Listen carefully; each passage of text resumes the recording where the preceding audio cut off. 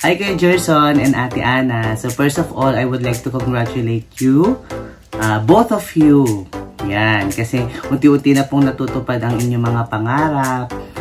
Ayan, so tuloy-tuloy lang po tayo sa ating mithiin at hadikain bilang mga salesperson sa real estate. And maraming salamat po kasi talagang nandyan po ang inyong full support, especially sa ating team. So, hindi man po kami hands-on sa inyo dahil busy rin po kami sa work namin. Alam nyo naman sa DepEd.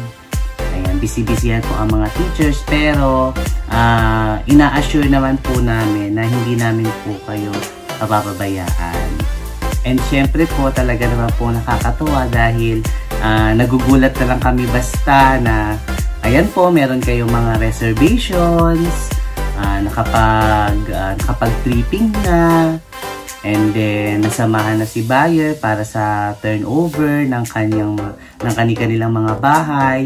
So talagang alam niyo na po yung pasikot-sikot, no, kumbaga dito sa ating business. So sobrang nakakatuwa na nagsimula lang din po kayo sa pagiging isang buyer, and then ngayon kayo na po yung tumutulong sa ating mga home buyers.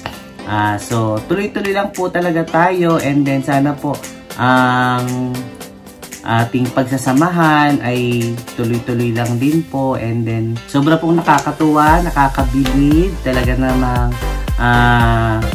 super proud po kami na maging part po talaga kayo ng aming team o ng ating team, no, Shining Juniors.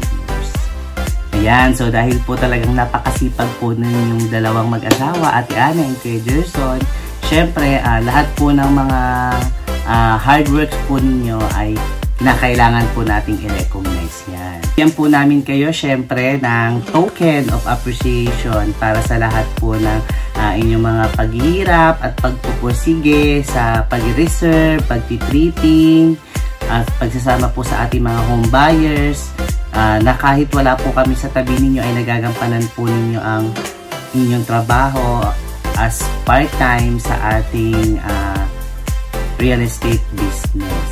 So, ayan. So, pakikuha na ang aming sorpresa para kay Ate Ana and Kuya Gerson.